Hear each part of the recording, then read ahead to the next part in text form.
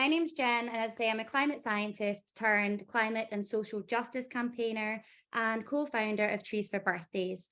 On the journey I've taken from my career as a polar scientist almost 2 years ago to where I am today, it's been a lived experience of the intersectionality and complex connectedness of nature, humans, and our society. And from this, one thing is absolutely clear, that there is no climate justice without social justice.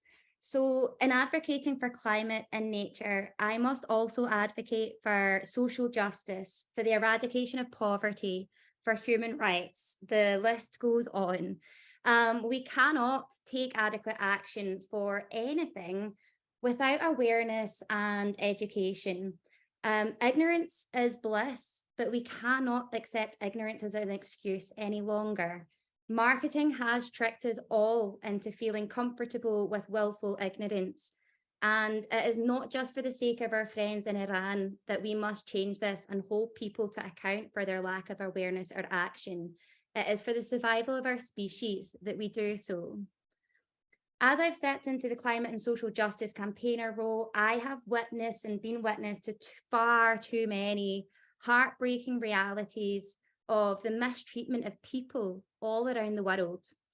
I only really became aware of the current situation in Iran when it went viral of the murder of Mahsa Amini by the morality police.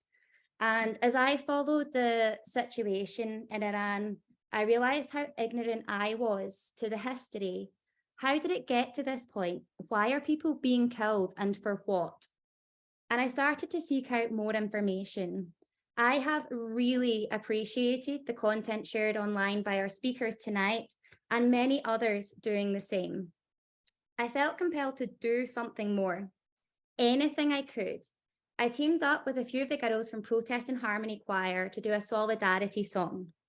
For many reasons, we chose to use the Bella Ciao tune, and the amazing Pauline Bradley wrote the Zan Zindagi Azadi lyrics. I'll share the song with you later on in this event, but quickly, that song didn't feel enough.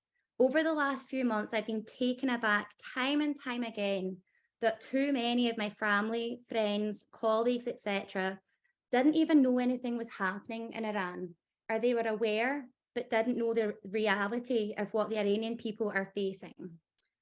And so I was disappointed to see a sense of apathy. Like, how can you not care that people are being killed? But it comes back to ignorance. If you're not aware, how can you care? So I decided to put on this solidarity event for us to learn more about the Iranian protest, the reality of the regime, and to come together and take an action in solidarity. Because Iran's fight for freedom is our fight for freedom. So let's crack on.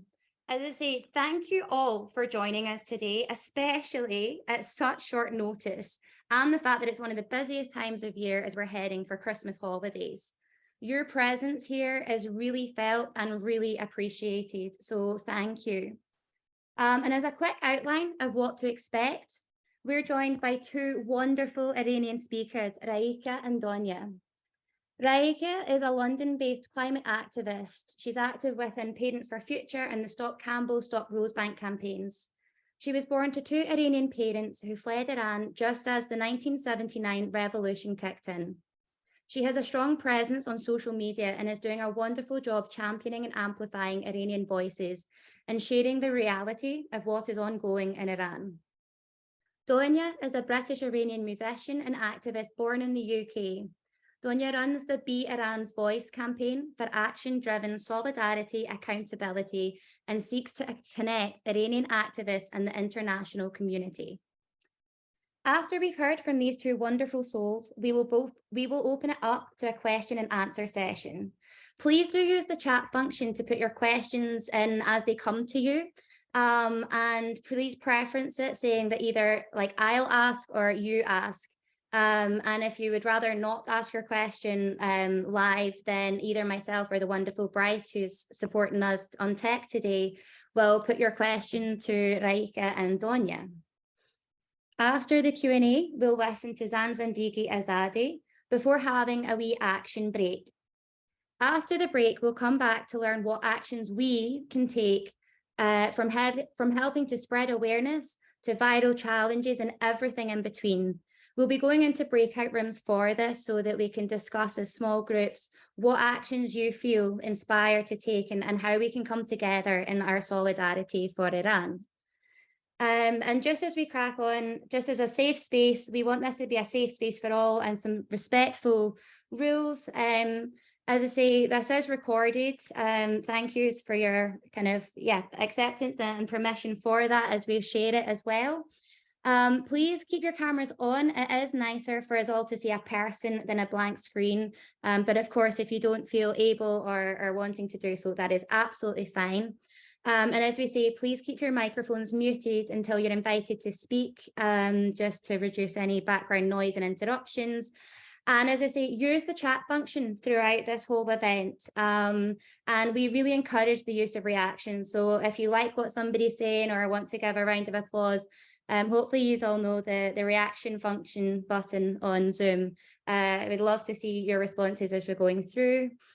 And so just before we go to our speakers, I want to read a poem, which I think really sets our purpose and intention in being here tonight. As an introduction to this poem, shamelessly stolen from Wikipedia, who were telling me they need donations to run. So if you guys find Wikipedia useful like I do, and can afford to do so, which I can't, then please do donate. But first they came as a poem, as the poetic form of a 1946 post-war confessional prose by the German Lutheran pastor Martin Niemöller.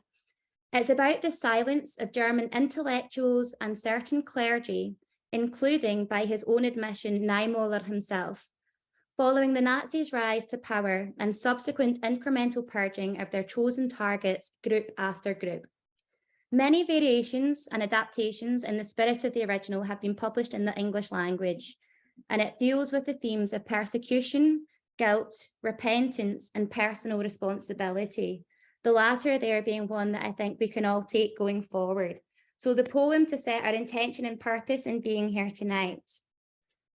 First they came for the communists, and I did not speak out because I was not a communist. Then they came for the socialists, and I did not speak out because I was not a socialist. Then they came for the trade unionists, and I did not speak out because I was not a trade unionist. And then they came for the Jews, and I did not speak out because I was not a Jew. Then they came for me, and there was no one left to speak out for me. Now just give us a wee moment to reflect on that, and kind of bring us all into that space of why we are here tonight. And without further ado, our speakers. So first up, we're going to hear from Raeeka. Ahead of today, I asked Raeeka to share her inspiration or motivation to be one of our speakers. And she responded saying that, for me, it has been a reclamation of my culture and the language, etc., that I have had to fight to keep because of assimilation. And also seeing now what my parents went through and family members experienced. I've never been to Iran because my mum was politically active before she left. So we were always worried it wasn't safe. I am younger than this regime, but it has stolen my Iran from me. And all I can say there is, I'm so sorry that that is your experience, Raeeka. And now I would love for you to share your story and everything that you would like to share tonight. Thank you so much, Jen. Can you all hear me okay? Good. I always like to check before you start talking. It's embarrassing, isn't it, otherwise? So yeah, my name is Raeeka. I guess that's the English pronunciation, or Raeeka. If you are Iranian, I'll take either. And I use they, she pronouns. I'm just outside of London, but I use London as a proxy because it's easy for people to get where I am. And I just want to open by saying I'm so grateful, Jen and everyone who's been involved in doing this, because for Iranians, when non-Iranians actually do stuff like this, like, it literally warms our heart. It keeps us going. Certainly out here in the diaspora, you know, like, we see ourselves amplifying the people that are in Iran on the ground, and to have you stood with us doing whatever you can think of. I mean, we're literally, don't put us on a pedestal as people who necessarily know 100% what we're supposed to be doing. We're figuring it out as we go along, and seeing you do scrappy things like throw together an online solidarity event in a few days and just say, let's see if we can do something, is really meaningful. And certainly to have this being done by climate justice activists, when I am also a climate justice activist, is really meaningful to me, because that movement is particularly starting to get better at intersectionality. And even with that in mind, I did feel that it has been a bit slow. Like, I've kind of not seen people make the connection of how Iran is relevant to all of this. So I'm just so delighted that that started to happen. One thing I do just want to highlight, because it's really important, is it's Mahsa Jina Amini. So let's just remember that she had a Kurdish, and that Mahsa is her colonized name that she had to use because that's the way it is in Iran. So I just want to flag that, because we're talking about intersectionality and marginalized identity, that's a really important thing to share. So my story, yeah, I'm British Iranian. My parents left around 1979, and they have different stories. I can share a little bit of their stories because they're not mine, so I don't want to go into too much detail. But my mum was pretty revolutionary and got herself into, she was quite pro-Shah and was very active and visible to the level actually that she made herself a target. And her dad knew people who contacted him and said, if you don't get her out of the country, they're going to stone her to death. They're going to kill her. Sorry, trigger warning, by the way. This is an Iran discussion, so there's going to be, just assume the whole thing is a trigger warning. And my dad was not so active, but has other stories of being chased by Revolutionary Guards. So this is sort of the backdrop of my upbringing. I was born in the UK, and my parents assimilated because Iranians are, labeled as terrorists and labeled all these horrible things. So they did their best to try and fit in while retaining the culture. So that's been a really difficult bridge for me because I have my language, I have Farsi because I have fought for it. I know how to dance, classical Persian dance because I have fought for it. But all of those things are not as accessible to me as they otherwise would have done, because we were trying so hard to assimilate. So there's a real grief in the realization of the disconnection of the culture. And actually that it all stems from the harms of the regime, because if my parents had felt safe, they wouldn't have left. They would have stayed and contributed to their own country. And so there's that grief of that, and also the grief of the realization of how my parents have had to work out how to cope, not living at home, trying to get on with life, and having these two worlds to bridge, which I now feel like I have some kind of vague understanding of. In terms of some of the historical context, did you want me to just go on to that now, Jen? Yeah, so in terms of some of the historical context, I'm not going to say that I'm an expert, and maybe Donya wants to append and add to this. But my understanding of it is throughout Iran's history, there's been a lot of kind of interference from the West in general anyway, which created a kind of slightly fragile environment. But basically there were economic difficulties, socio-political issues. There was censorship, the Shah wasn't perfect, bad things were happening, but certainly not on the scale that we're seeing with the Islamic regime. But fundamentally there was mounting pressure, in this sort of in the 70s. Ultimately, what we're starting to see now happening, which is kind of promising because it means we're moving in the right direction, is there were strikes from the workers. And fundamentally, the big thing that shifted it and lost the game for the Shah was that the army kind of went neutral and said, we're not gonna stand with the Shah. Thank you. The Shah is the Farsi word for king. Thank you so much, darling, because I forget.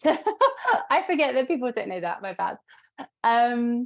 And then there was a referendum, so people did effectively vote in the Islamic regime, and Iran was declared the Islamic Republic of Iran. And this is where a lot of the anti-Western sentiment has come in, which I think is linked to us kind of ultimately being labelled as terrorists as well. because the Shah, the king, was quite pro-Iran. So fundamentally pro-West, and the Islamic regime is not.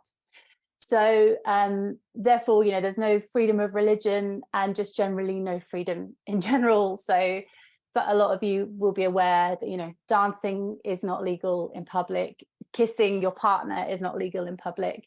Basic things that we consider to be things we should be allowed to do are not legal in public. So the reason that I think that we should care and not sort of look on, irrespective of the fact that I am Iranian and therefore I have a vested interest. First of all, colonialism and imperialism have played a part in all of this. So there has been interference from the West throughout the history of Iran, and actually, let's be honest, around the whole world. So the West has a lot of responsibility to take for that historical stuff that it's done, and that applies with the climate crisis as well, right? Just to build in that intersectionality, countries that have participated in colonialism have got the biggest historical emissions. So these all fit in together. Secondly, it's a feminist revolution. And we can see that this is so needed in the world. If we want to deconstruct these oppressive systems of capitalism, imperialism, patriarchy, we should be supporting feminist revolutions. When this happens in Iran, when Iran is free, it will be a ripple effect and impact across that region and really across the world. It will be leading the way for how we can actually, make this change happen. So this is much bigger than just Iran. And just to highlight again the link to climate justice, brutal regimes are often kept in power because of the oil that the countries have. I've got a pinned post on this on Instagram if you want to read it. So gender justice is linked to climate justice, because if we want to actually have gender justice, we should make sure that we are committed to renewables and moving away from fossil fuels, so that brutal regimes can't use their oil to allow them to sort of just do whatever they want to do. So fundamentally for me, breaking down oppressive systems, the people of Iran are, they're going for it. We're in revolution. We should be supporting this, because this is the world that we need to see for a livable planet for all of us, and just for collective liberation. And the way I see it is the only way through is solidarity, active solidarity against oppression, whether it's race, class, religious violence, gender, sexuality. It's all the same fight. That this is happening right now in Iran, and there's so much that you can do. Do you want me to talk a bit about action still, Jen? Yeah, I feel like I'm going on, but I'll go on. Okay, thank you, Bryce. It's my link in the chat for Instagram. So what can you do from outside of Iran? We'll probably dig into this a little bit more, but there is so much on, Donya's Instagram, Be Iran's Voice on my Instagram. There's loads of actions you could do just immediately by going onto those pages. But the bare minimum stuff is to use the hashtags that we use, because it helps the story to go viral, but also because of the executions that they're trying to do in Iran. It sounds ridiculous, but if you make a name go viral, you can actually stop them being executed. Sorry, bear with me. So it's as little as that kind of thing.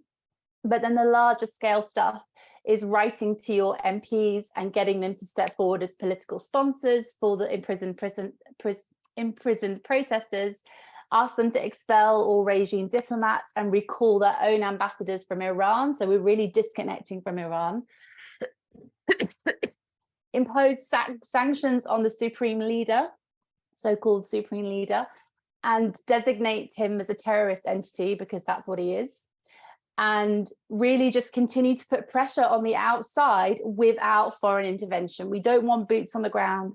We don't want the West or any other part of the world telling the Iranian people what to do. They will free themselves. We just have to really put the pressure on to weaken the regime from the outside. So yeah, I think that's enough for me for now. Oh, amazing. Thank you. I don't even know where to begin, and we will be obviously opening it up to questions after you've heard from Donya as well. But I do just have like a couple of quick questions for you, hopefully. First of all is kind of, you've used the term that being part of the Iranian diaspora. And again, my complete ignorance of up until like I'd seen the word around a little bit. And I have now Googled it and understand what it means. But what does it mean to you? And is it kind of incorrect to call you Iranian? No, you can call me Iranian, that's fine. Yeah, it's a good point, because it's a fancy word, isn't it, for a very simple concept, which is that you are of a culture and you live outside of the homeland of that culture. So I don't live in Iran, I live in the UK. That's literally what it means. So many of us know people who are in the diaspora. It's correct to call me Iranian, but it raises an interesting point, because I think many people in diaspora have got very conflicting relationships with our identities, because we maybe feel guilty for not being at home when something bad is going on, or we feel we're not good enough, right? So I've always felt a bit like, oh, I'm not Iranian enough, and I'm not British enough, so I'm kind of like floating out in the middle here, kind of not really sure what I'm doing. But I guess, one thing for me is, although this is horrific what we're going through, I am so proud of my people. I'm so proud of their strength and their ferocity, and just the way that they show up in love, even through what is happening to them.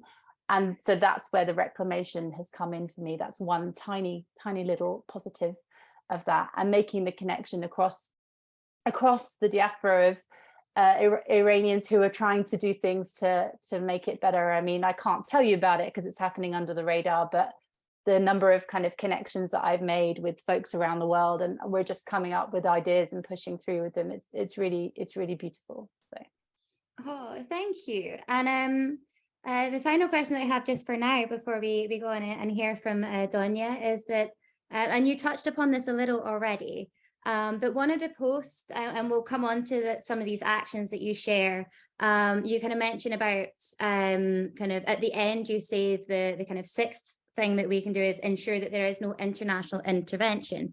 And I absolutely love this. Like, thank you for highlighting this important note, because perhaps those of us skeptical or like learning from history could see the event and the international response as somewhat setting the stage for an invasion to help the people of Iran. So am I being too skeptical here? Like, what resources would an invasion give control over, and why is it so important that we state in so clearly and so early on in the movement that international intervention is not required?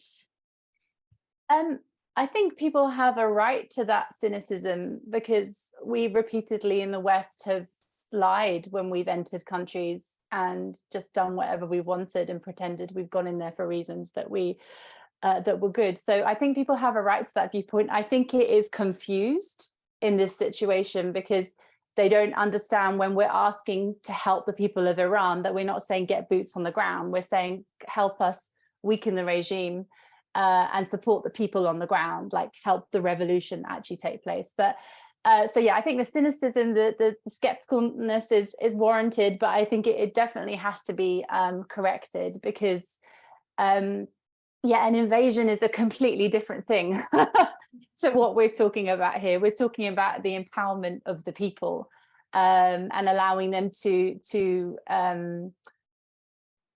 reclaim their country and have freedom, and not about external forces coming in to tell them what to do.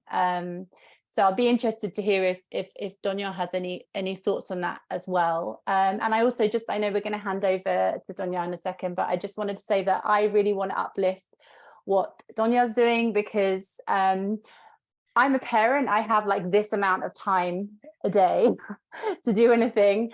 I don't know if Donya, if you are a parent, I'm like, hats off to you. But like, they're out there doing all the things, like they're doing, I feel, a lot more than me. I'm doing my contribution in the way that I can. And, really sort of seeing also what they're up to and trying to amplify it as well. So I just wanted to sort of give a shout out to that as we hand over, because you know, I'm really appreciative of what others are doing as well. So yeah, that's me. Thank you. Donya, did you have anything to come in on the whole international intervention thing? And thank you, Raeeka, for really giving that crystal clear clarification. Yeah, thank you. Firstly, thank you so much for having me. I'd like to just apologize a little bit. I've lost my voice because I've been protesting. But yeah, I mean, that's what we do. We have to apply ourselves in multiple different ways to be heard. There's not, it's not a monolith. There's not only one way we can succeed. And I want to echo exactly what Raeeka said, which is that we don't want that boots on the ground foreign military intervention. We've seen that be disastrous in Iraq. We've seen it be disastrous everywhere. I mean, even the Islamic regime, and they fund terrorism abroad. They fund Assad's regime in Syria. So they even interfere, and we want to stop to that. We're against foreign military intervention in all respects, because it just messes up the kind of system, the economy, the socio-politics of a country.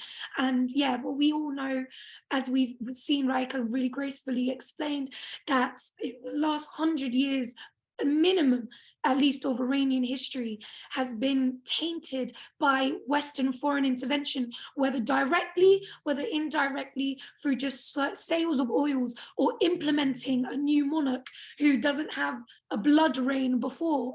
So yeah. No, thank you so much. I think, yeah, you guys have really highlighted some important points there. And as I say, to me personally, that was an important question to ask, because yeah, it felt like the way that this is being portrayed in some media outlets, or to how maybe the mass see what is happening in Iran, if they're not following you guys and seeing what's happening online, that it does seem a bit of a slippery slope to pave the way for permission for them to go in and help us to go in and pave with boots on the ground to help the Iranian people. So thank you so much for that crystal clear clarification. And thank you, Raeeka, and thank you also for sticking around to take questions and support our audience in exploring the actions that they can take. So now we're going to hear from Donya, well and truly. So I also asked Donya the same question I asked Raeeka, to share her inspiration or motivation to be one of our speakers. And Donya responded that I grew up always feeling displaced, with people-pleasing tendencies and a deep longing for my family and home in Iran. There was always a discomfort going home to see your family and having to leave, never knowing if you will be able to return again. So I'm fighting to make sure no one ever has to make that sacrifice again. And I think that really strongly echoes what Raeeka said, and also what we said at the beginning, that you know, solidarity with Iran, like Iran's freedom is our freedom. So thank you for fighting not only on behalf of your people, the Iranians, but also for all of us. I hand over to you, Donya. Thank you for that really lovely introduction, Jennifer. Thank you, all of you who've joined us from wherever you are. I really appreciate it. As Raeeka said, it's, you know, Iranians have known for 43 years what we're going through. And the general consensus was, one day they'll go. One day this regime will die out, and then we'll be free. But now we are taking our futures into our own hands and saying enough is enough. And so having the international community hear us and support us while we are healing and going through trauma is extremely important. I'm just going to start off with giving a little brief history, a personal story about myself, as Raeeka did. I'm 22 years old. I was born in the UK in quite a small, very white town.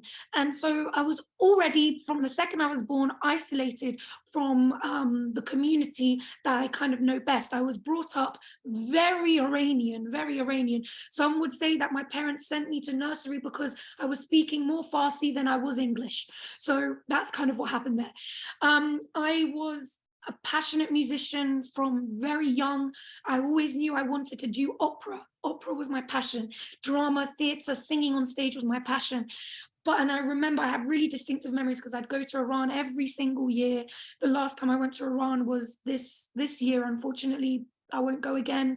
But I have distinctive memories of going to Iran and going into salons for kind of Muslim kind of ceremonies and things. I don't even remember exactly what they were celebrating, and being segregated in genders. The men going to one room, often a lot nicer, the women being shoved upstairs in a really quite a bad, environment, and, women singing, women were illegal. It's illegal for women to sing solo in public, and many are put in exile. Many are not allowed to leave the country. And yeah, it's really, really difficult for them. They can also be arrested or executed. And so it's really, women can only sing if a man is singing at the same time as them. And so as a musician brought up with privilege in England to have a free voice, I found it really, really sad that at a certain point, I felt like I would always be faced with a choice that, do I put my career first or do I say goodbye to my family?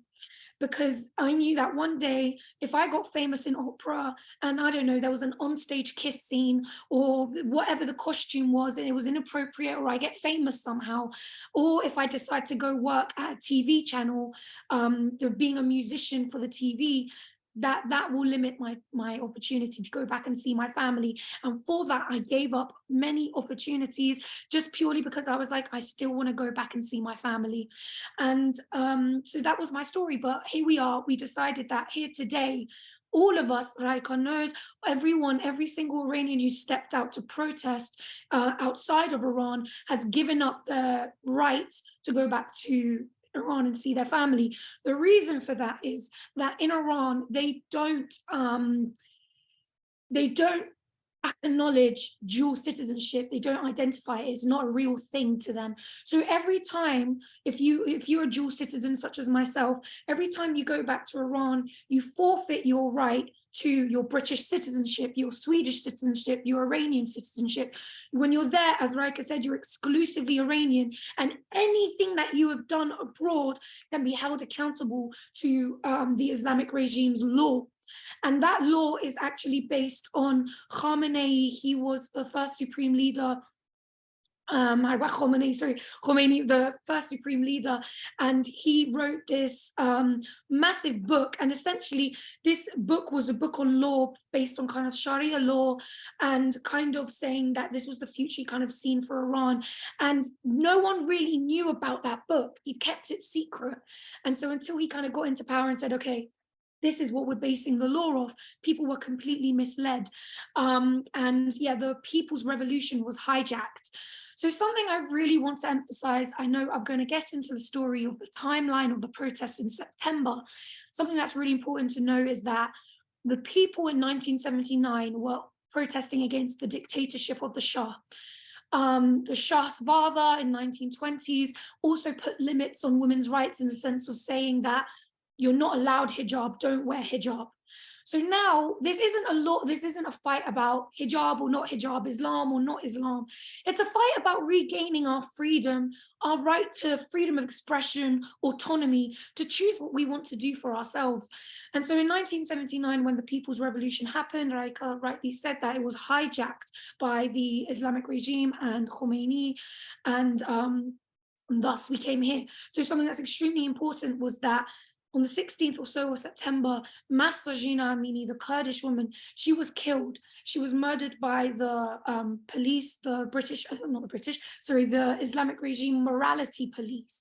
That is one small branch that is there to kind of police the movements and the actions of people in Iran. And thus, Mahsa Amini was not only killed because of her hijab, her slightly boba hair showing, she was killed because she was a Kurdish woman. And thus, Kurdish women and freedom fighters against colonialism and ethnic cleansing for decades have been shouting Jen Jian Azadi. And that is where they repopularized the phrase, and Iranians started to, or Persians as such, started to reclaim the phrase, the Kurdish phrase Jen Jian Azadi, turned it into Zan Zendegi Azadi, how you say it in Farsi, which translates as woman, life, freedom.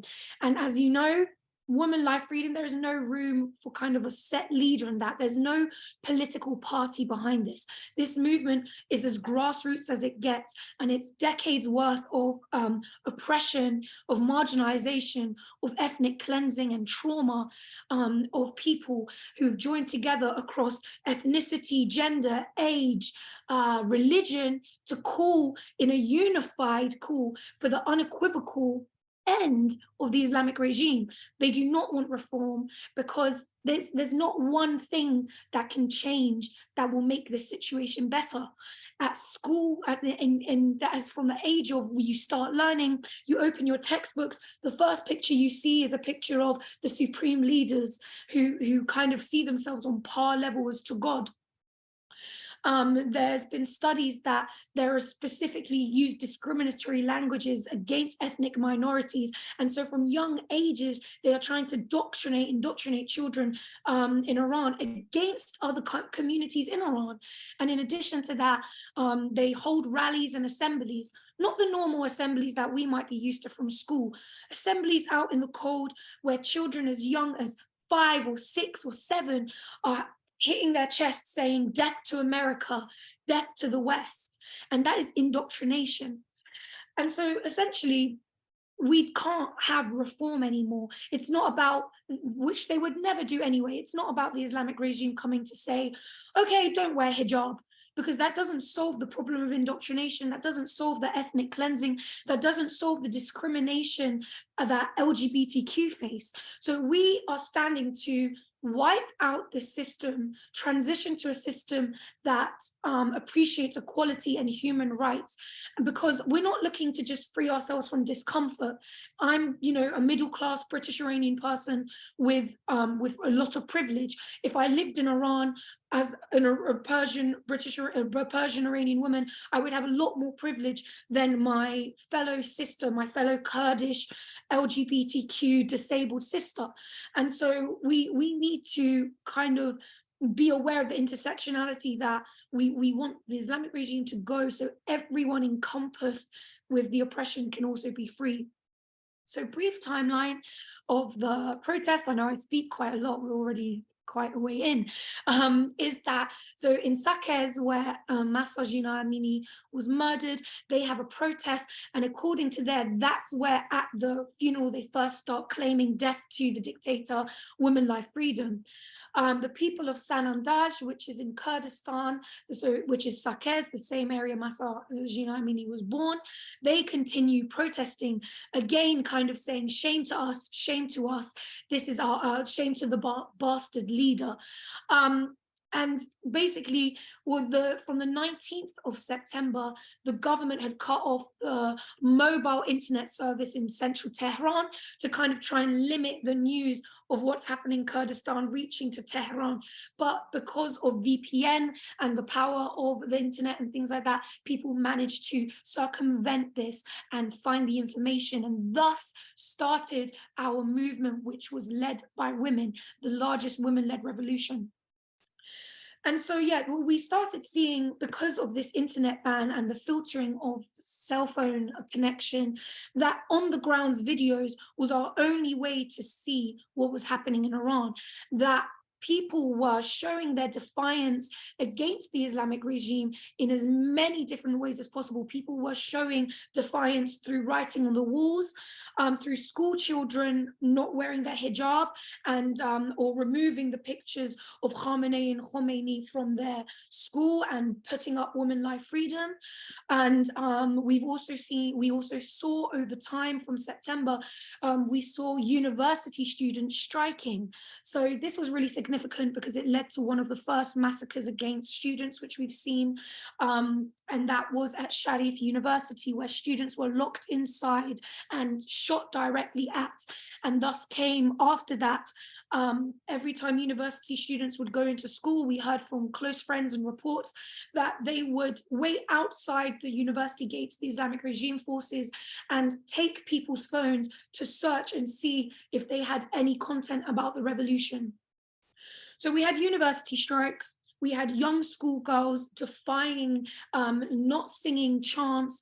There was a young girl, Asra Panahi, who was 14 years old. She was trampled to death because she refused to sing a pro-regime song at an assembly. So we have young girls running and ruling through, pushing this revolution.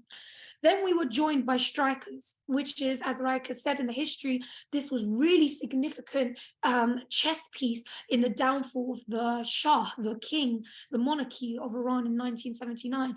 We saw bazaars in Tehran strike. We saw steel workers, petrochemical and oil factories and companies also strike. The most recent nationwide coordinated strikes was the Monday, the 19th of December to literally yesterday, Wednesday, the 21st of September. And the most recent call to action amongst the strikes was for people to start withdrawing money from banks and to kind of strangle the financial system of the Islamic regime. People in Iran are so desperate for this regime to go that they are putting themselves in an economic recession.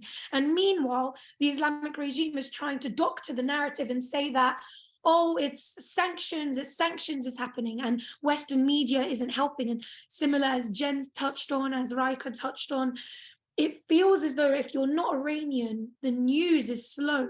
People are still, on the street, I'm like, oh, what's happening in Iran? And they're saying, oh yeah, Mahsa Amini. And we're like, no, Mahsa Amini is an emblem of the oppression we face, but it is not hijab. It's so much wider. The movement has not moved on. The movement has grown so much since then. It's been 4 months. And thus, basically, I know I'm skipping in between things.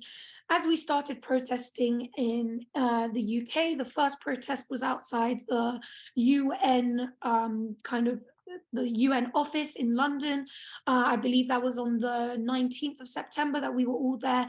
And something that really struck me was that there's a lot of trauma and pain in our protests as we went on, but there's loads of people coming, but how are we actually getting our voices heard? How are we actually affecting change if we're standing in the streets right now? And therefore I created Be Iran's Voice, which is a platform for action-driven solidarity in which people such as yourselves, kind people and compassionate people such as yourselves can have a platform to receive regularly updated links to action such as petitions or MP templates, so members of parliament templates if you're in the UK. And also we were really fortunate that people from Netherlands, people in Australia, people in France have actually taken our letter templates from Be Iran's Voice, translated them and slightly edited them to suit their government. So also if any of you, if you aren't from the UK, please feel free to go onto the Be Iran's Voice and take these letters and similarly edit and reshare them according to your politicians. Jen, I know I've spoken quite a lot and I really want to speak about the actions we can do. I've prepared a PDF document about good pages to follow, an action we should do. I don't know if now's the appropriate time, if you'd like to do that now, or if I should continue talking about what's happening in Iran, and let me know. No, absolutely, go for it. Share what you have prepared, and as I say, the stage is yours because we want to hear your story most. So just Fabulous. Take the time you need. Okay, so here we are. Sorry, jumping between screens. That's all.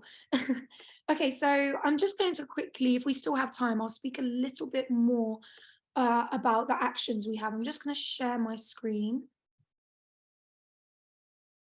Where is it? There we go.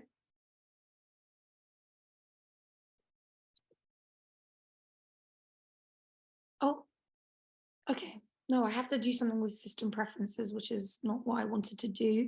What I'm going to do is I'll just drop the PDF in here just in case that will help for people to see. This is basically a resource that I created for people to know what kind of things you can follow. And unfortunately, I can't share my screen. Hang on.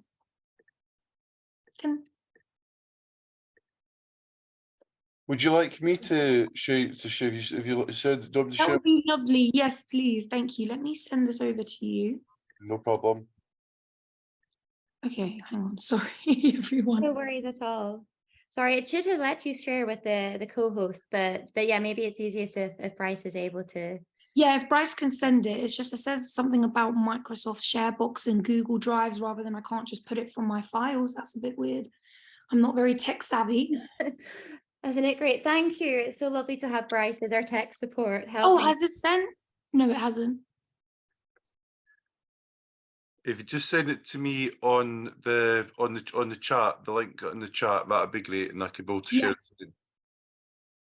Okay, maybe, you know what, I can't figure it out now, but when we go to questions, I'll quickly sort it out. I'll speak about something else really quickly, so not to waste our time. Basically, I just wanted to quickly read to you the lyrics of one of our protest songs. The musician called Shervin Hajipour, he released a song called Baraye, which means for, literally just for, as in for what are we fighting for? And this is one of the examples in which social media had a really, really massive effect. Shervin released this song. I'm just going to read the lyrics to you now.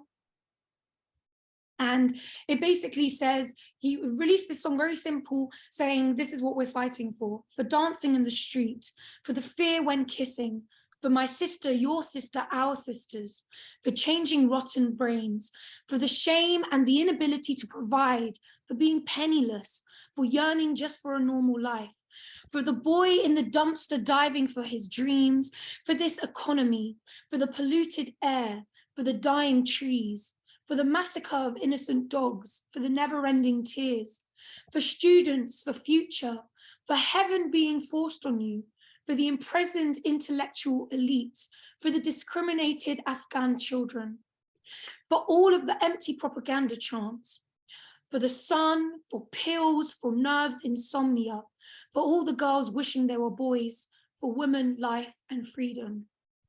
And basically, Shervin released this song, and within 24 hours, it had reached over, I believe, 3 million or 4 million views.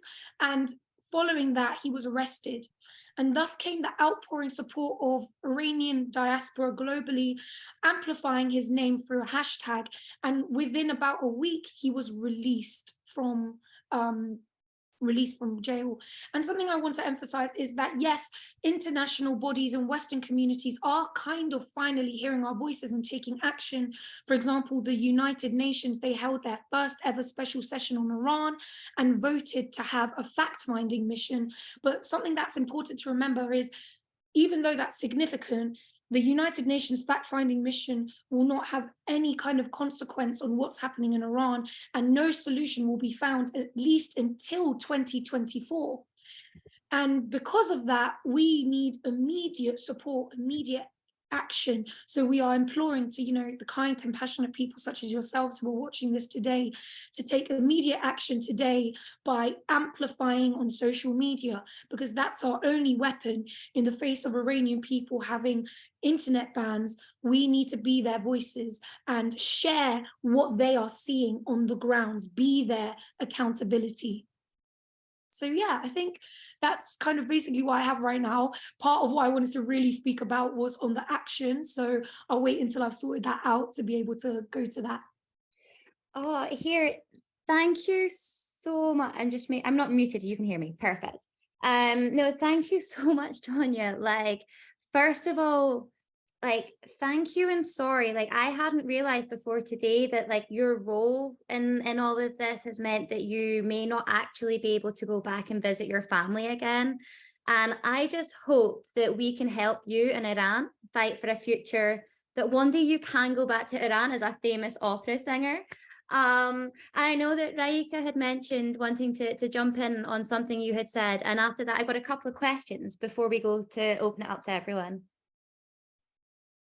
Thank you. I was just to add a US action, which I'll mention in a minute. But yeah, I just wanted to stress that all Iranians in diaspora, all of us around the world, the moment we post publicly on social media, the moment we do anything where we're visible, we're forfeiting our right to visit Iran. That's been my story my whole life anyway, so I'm used to it. But people in Donya's position, that you are forfeiting it because it's just not an option anymore. You'll end up joining the people you're trying to protect. So I just really want to underline that, because I think people don't understand what we're actually giving up. But one thing I just wanted to flag, because I know that there's some US folks who've either signed up or are listening, is that there is a bill that is going to go through it's working its way through the US system. I'm not going to pretend to understand it completely, but it's working its way through the US system. And there's going to be a big push for it in the new year. So if you are in the US, please just look out for that. I am going to post about it on my profile. I'll do a post to amplify what you need to do, but you need to then call your representatives and ask for that bill to be pushed through. So I just wanted to flag that. And just to also append, because I think, because we're like first of all, we're Iranian, so like we speak from our whole heart and like everything is intense. I just want to flag that, like, for us, it's important that you do whatever you can that is sustainable. So like, it's better that you do a little bit consistently and you keep showing up for us than you do so much and then you burn out and you disappear and we don't ever hear from you again. So like, just bear that in mind, that our levels of sustainability might be higher because of our like bloodline to what's going on here, but you show up however you can, do whatever you can. If you're consistent and you keep doing it, Iranians will love you forever. So just bear that in mind. You don't feel like, oh my gosh, I have to figure out how to do the whole thing. Just whatever you can is really, really good.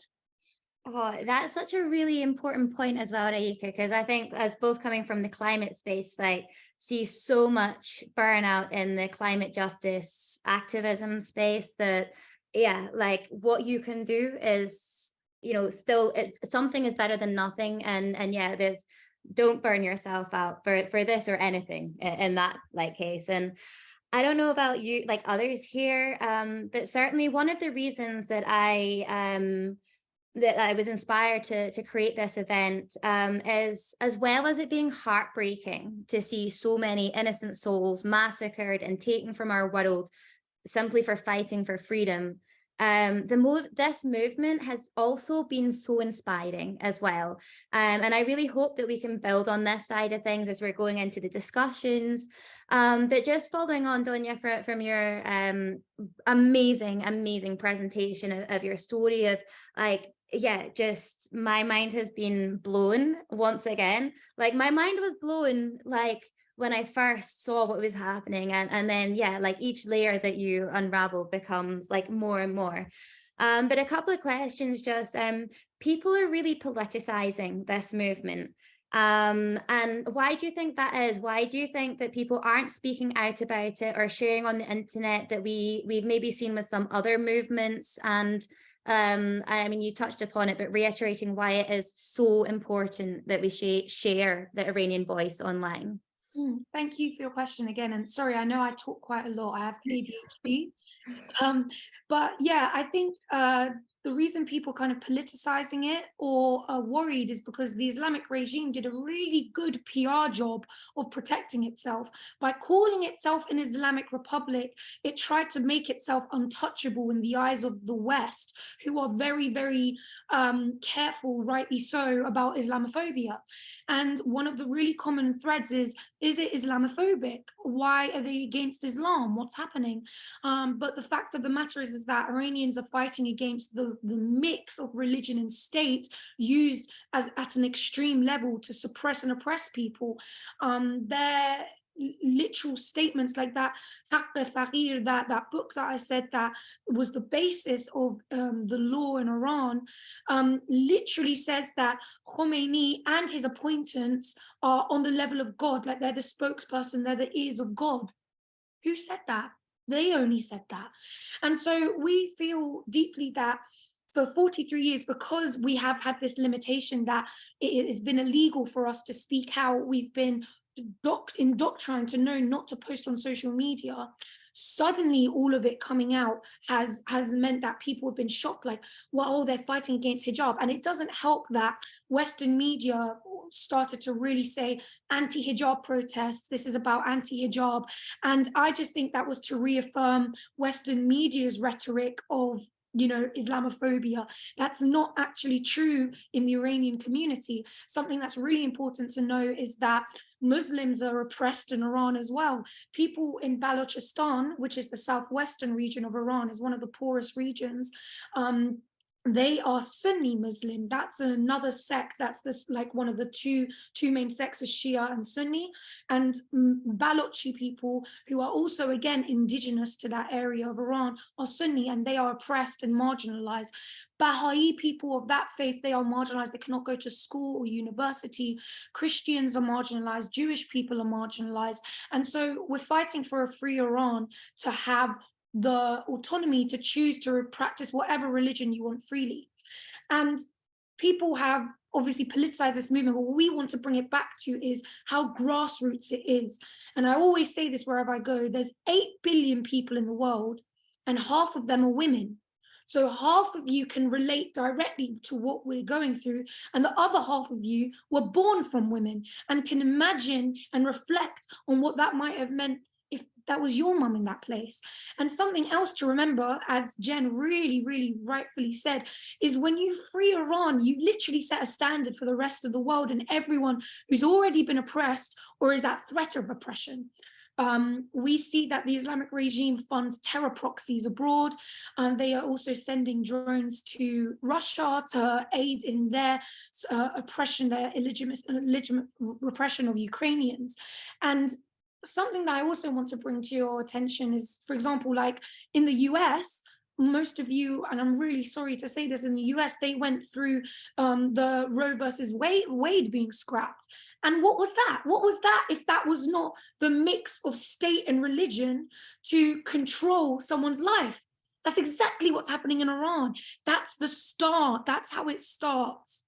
And so if Americans fight for Iranians, if Americans altogether suddenly say that, and then again, sorry to jump, in the UK, for example, there is the bill that is trying to suppress our right to protest in the UK. If you are found with placards or you're being a nuisance, what does that even mean? The protest is meant to be a nuisance. You're meant to be a nuisance there. But apparently if you're a nuisance, you get banned for 3 to 5 years. Doesn't that sound familiar? Hasn't just 18,000 people been arrested in Iran since September because of protesting? So if the international community, people who aren't Iranian or at all, make a stand and say, hey, that's not right. Iranians should be allowed to protest. We don't stand for that. And then Iran gets free. That makes the UK and the US think, oh God, we can't do that. We can't do that. And so we are naturally, it's a domino effect. If you free the most marginalized and oppressed of us, you will release the freedoms for everyone else as well. So no, that was really long, but essentially that's why we need to be on social media, because that's where we're connected. We might not be able to ever meet each other. I might not meet any of you in my lifetime in person, but I've shared information to you that now you can go and share to someone else. And that's the power. It's not limited to borders. Oh, absolutely. And you actually yeah, wow, what an answer. You lead really nicely into my next question, actually. But yeah, just that highlighting the importance. Like sometimes we can sit scrolling and you might share something and feel like it's not making a difference. And you know, there are actually so many parallels to the climate movement here that I see and feel. And talking on that inspirational side of things, like I feel like you have come and just like leapfrog, like you've done the work that the climate justice movement has been trying to do for or it's been working on for so long and is moving slowly on.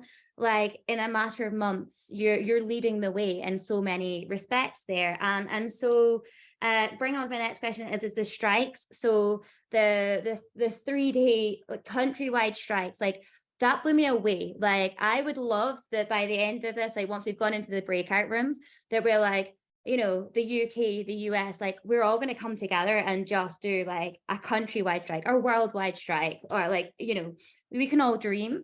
But you're showing us that actually it's possible if we do dream, if we do think, and if we do mobilize. So yeah, like, and also many of our viewers here, like, and like here live and watching this back will, you know, the US has seen strikes, like, you know, and that trade unionist movement really coming to force where it just hadn't been in existence before.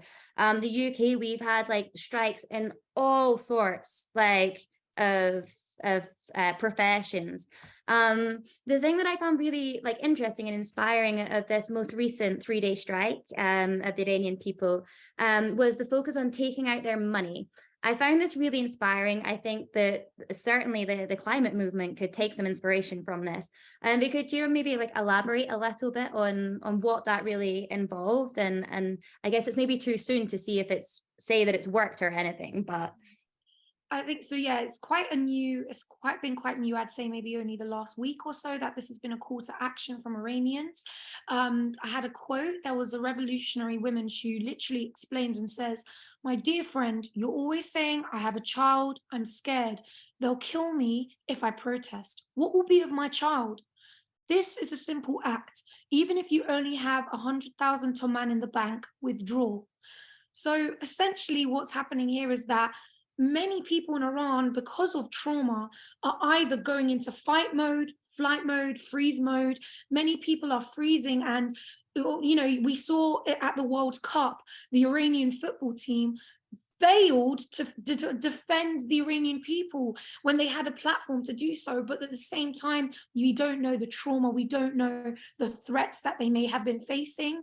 And so this action of withdrawing money from the bank is a simple act of defiance to crush and crumble and strangle the financial and economic system. It's all in part, it adds to the strikes and what I said earlier about Iranians taking their economy back into their own hands and saying, we're putting ourselves into a recession. That's how badly we hate this government. And so that's essentially it. Like you said, it's too early yet to know if there'll be any effect, but we are seeing more and more people withdraw money from banks and encouraging them to not use bank cards and things as well. I don't know if Raeeka has any more information or anything more to add on it as well.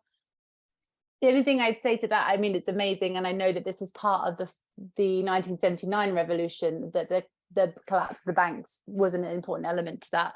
The only thing I have heard, which isn't such good news about it, is that they are starting to limit the amount of money that people can take out. So I don't know. I'm hopeful that it will continue to be effective, but that's the latest that I have. So, I mean, but I just love the ingenuity of it all. Yeah, it's funny you say that, because for a while I think they limited as well taking petrol or something, because they were scared people were going to make Molotov cocktails, which, you know, things like that. So oh, well, wow. Thank you both for sharing. Like, everybody, I mean, I know that I'm going to have to go back and watch this recording because it was just so much, and I cannot thank you both enough.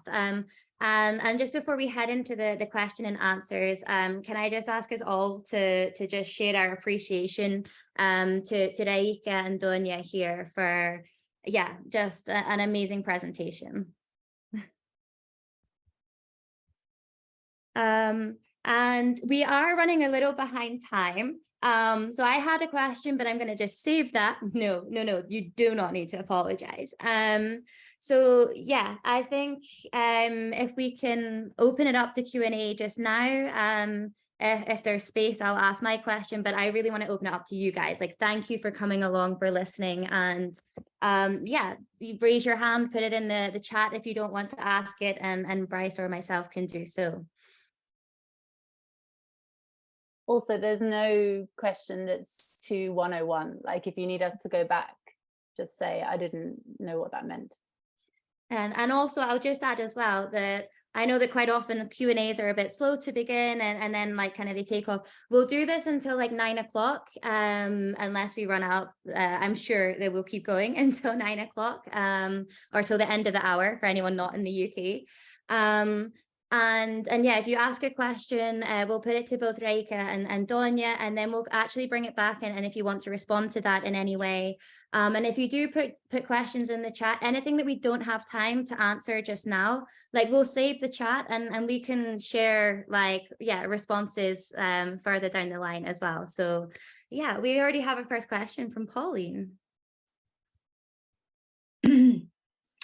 Hi, yes, thank you so much. You're fabulous speakers and fabulous information, and thanks, Jen, for setting it up.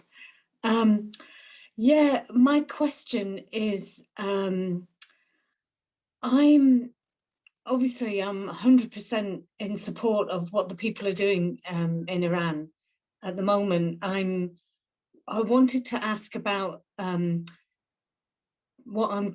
I can't think of a better word than saying political leadership. Donya, I think, mentioned that it's so grassroots that there's no leaders, you know, we just hate the system, we want it overturned, and I get that. But what I'm worried about is like what happened in 1979 when it's been mentioned that the Ayatollah Khomeini and it took over. It was kind of hijacked, and I know that the left was crushed at that time, and it could have been, my understanding is that it might have been like a left revolution, like a socialist revolution, but Khomeini and the Islamists came in and crushed that movement, and lots of left Iranians were forced to flee, and I expect many were killed and injured and so on. And I'm just worried that I don't want something like that to happen again. And obviously, you know, so in my understanding, left movements do need, even if it's just temporary, some kind of leadership to push it right forward and to set something up for, you know, to stabilize the kind of, hopefully, democratic movement, democratic system for the future. And I just wondered if you've got comments about that, basically. I just don't want it to go backwards for lack of leadership. That's my worry. And obviously I don't really know. Thank you very much. Who wants to? I'll let you guys take that. I'll give a little try at the start. Thank you so much, Pauline, for listening, and all of you, thank you for your lovely question. I understand where you're coming from. For me personally, like my political activity directly with Iran started when Mahsa Amini died. So also same, at first I was like, what's going to happen? Is it going to leave a power vacuum? And I understand that those are valid concerns given the history of what happened before. But I think Iranians are smarter now. And even though we've been divided for 43 years, we are finding our unity, we are finding ways. So for example, you know, just in the UK alone, I'm Be Iran's Voice. There's another group, Voice of Iran, who organize rallies and protests. There's another group, United for Mahsa, who fundraise and do events. And on Monday, we went to Parliament, to MPs, and we had an open door meeting where we said, listen, there are imminent executions happening. These are the global calls coming out, that think tanks are happening, that human rights organizations who are doing press releases, they are guiding us with what kind of demands and things that we should be asking for, as well as like other exiled politicians or people in Iran who are really bravely speaking out. One of them, for example, political activist Hossein Ronaghi, who's really famous to us. He was arrested and released recently. And I think the rhetoric is that our current leaders are in prison right now in Iran. And so if we have a free Iran and they are free, we'll be able to have an election. And that might just be a bit of wishful thinking, like, oh yeah, it will be free, we'll have an election and it'll be good. But what I'm trying to say is that Iranian people are very more cautious now. We learn. And it's in that cautiousness that is why no one has stepped up to say, okay, I'm leading. From what I understand, although I don't know how far this has gone, there are talks between some of the very high impact impactful influencers in US, in the UK, to try and form a kind of temporary voice or coalition for the people. However, that would be temporary, and again, that doesn't fall short from controversy, because it's like, okay, who elected you, who did. So it is complicated, but we are under the impression that we've learned a lot, so we won't make the same mistakes. I'll let Raeeka continue that. Yeah, I'm just gonna hard agree, really. I mean, I'm sort of seeing in the background, and pieces are coming together. So like more and more groups and coalitions are forming, and I know there's even some people trying to sort of take some groups trying to take surveys of what the people of Iran want, to try and piece things together. So like stuff is starting to come together. And exactly what Donya said, like our brightest minds, our political leaders are in prison. That's where they are. So, you know, I feel that the people of Iran have kind of been preparing for this to some degree. I mean, they've had 43 years to sort of start to think about what this might be. I think there's going to be a lot more cautiousness, as Donya said, and just trying to make sure that history doesn't repeat itself. So there isn't a clean answer. It's not kind of a nice and tidy thing. And I think that's why actually these discussions that we're having here need to continue after Iran is free, right? Like not just that we outside of Iran, but that there's a sense of solidarity of, okay, how do we help Iranians build the Iran that they want to build? Like not just drop and leave, which is also a very Western thing to do, right? Let's go in and do a thing and then bust it and then go. And like, we're not going in on the ground, we're helping from the outside. And then when that piece starts to come together, we continue that effort. So there's no clean answer, but I think there's a approach that is kind of coming out, if that makes sense. Oh, absolutely. And I'm so glad you touched on that. And thank you for your question as well, Pauline, because actually Raeeka and I, before this, had actually been touching upon exactly that it isn't just until freedom is won, like the world needs to be watching, you know, and helping and supporting in the way that Iran wants us to. Like that is really important, but we should not drop the ball just because freedom has been won. Pauline, did you want to come back and respond on that at all before we go on to the next question? No, that's fine. That's grand. Thank you. Lovely, thank you. I see your answers. Thank you. I see, Quinn, you put something in the chat. Do you want to ask it, or would you like Bryce to say it on your behalf and then ask his question?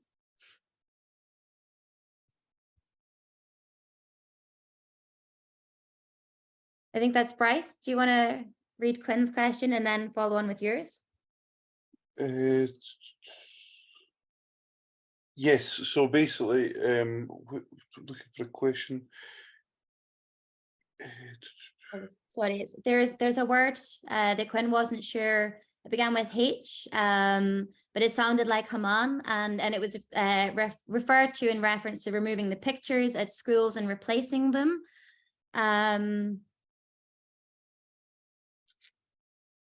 Was it perhaps the book or the book you mentioned, or the name maybe of one of the supreme leaders? Was it the name Khomeini or Khamenei? Okay, yeah, let me write those. I'll write those down.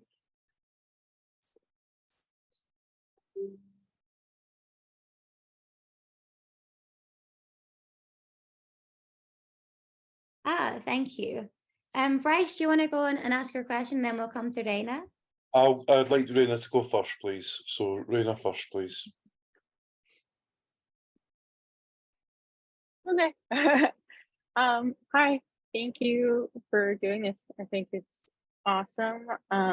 And I followed some of this on Instagram for a while. And I was just curious, is there like support for the current regime in Iran? And if so, are they like, this is honestly pure curiosity, just because I know sometimes people will like respond and be like, well, like, you don't know if like the people actually want this, and there's only like a loud minority, like kind of thing going on. So yeah, I was just curious if there's like support for the current regime in Iran, and like what, like, if anything they're like kind of doing. Oh God, I think, oh, this question is, I love this question because that's why I giggled. It makes me laugh because the Islamic regime, they're so desperate. They're so desperate. They pay people, but they've made people so poor and desperate that they pay people with the incentive to come to these rallies. We'll give you food, we'll give you money. And there's been instances right at the start of, I wish if I find the article, I'll put it here again. But there was a photo of Iran state media of a seemingly pro-regime rally, but what people noticed was that it was edited to reflect that, you know, loads of heads and faces were added. And so the only people who you might suggest would support such a regime are those who directly benefit off it. Perhaps the Islamic Revolutionary Guard, the Basiji, if I could maybe like write how to spell it. They are an undercover police force. They don't wear a uniform, but they uphold the laws of the Islamic regime, and they are paid very, very nicely to do this. And so, you know, yeah, you do have quite a lot of people who support the regime, unfortunately, but that is only through their repression. Imagine you've got, maybe, perhaps, I don't know about your politics, I don't mean to offend anyone if I say this, but like, you know, you've got Donald Trump and you've got the people who are saying, make America great again, and some who are saying yes to Nazis or whatever, you know, following Kanye West. You know how Kanye West was a singer who put out a post about it was very anti-Semitic, and following that post, people in America, they held a sign saying Kanye was right or something like that. And it's, imagine those kind of people get into power and they are enabled. That's exactly what happened in Iran. Those horrible, gross people came out of the woodworks and are paid to be out of the woodworks. But we have even the niece of Khomeini, the niece of Khamenei has been arrested and put into prison because she's come out and renounced the politics of her own uncle. So yeah. I'll just add, I'll just affirm that as well. I mean, that they paid people to go to the World Cup to pretend to be supporters, and they you know, it's been traced down, like the women that they sent that were half naked trying to look like everything is fine are models. They're paid models, so they paid people to go to the World Cup to do this. It's only people who benefit from, well, it's people who are afraid of the regime and being forced to do things, and it's people who benefit. And I will note that also that some of these people that are on the ground doing this stuff are doing it under duress to some degree. Like even some of the morality police or the Revolutionary Guards, like they're drugging them to get them to do some of this stuff. I mean, they're drugging them so that they are fearless, so that they don't feel anything, so they can go and do the stuff. Like, if you were doing something that people wanted to do, you wouldn't have to drug your army. Like, the people of Iran are an army that's going out on the street repeatedly, even though we're losing people, and no one is making them do that. They're doing that because they want to do it together. But the regime is having to drug its army to do that. And I just want to again make the ties between like the fact that the regime benefits the few and not the many, and we have that messaging all around the world, right? Within capitalism, if you look at billionaires, if you look at this, it's the same story of that there's a few people that benefit and the rest suffer. So no is the answer kind of to the question, in the sense that that's not, you know, where the majority of people are, but it, you know, there's a lot of propaganda and also powerful people who can make it look a certain way. And we even have organizations outside of Iran like NIAC who are affiliated with the regime, who can make things sound different from how they are. And, you know, so it's a small powerful minority is my understanding of that. Oh, thank you guys, and thank you, Raina, for a wonderful question. Do you want to come back and respond? I just want to say really quickly that I appreciate all of the relations to the Holocaust, because I am the grandchild of Holocaust survivors. So which is partly where my activism for human rights kind of is fueled. But, you know, generally as like a human, I try to do that. Anyway, thank you so much for answering my question and for being here and doing this.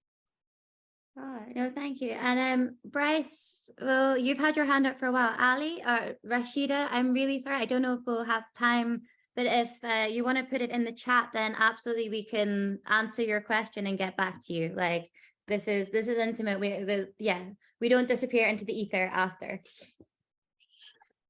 So thank you so much to Raeeka and Donya for just incredible shares. And thank you so much to Jen for hosting this incredible session. I was speaking to Raeeka before this, and I was sharing an example of when I was at Climate Camp Scotland's training this year. We had a campfire where basically an Egyptian activist who came to share their traumas and their lived experiences of their own experiences and of our compatriots, and how that was incredibly powerful and very honouring to be able to be shared that experience. And so when I would like to actually ask, the question I'd like to ask is, I'm neurodivergent, and I'm autistic, and I'm proudly disabled as well.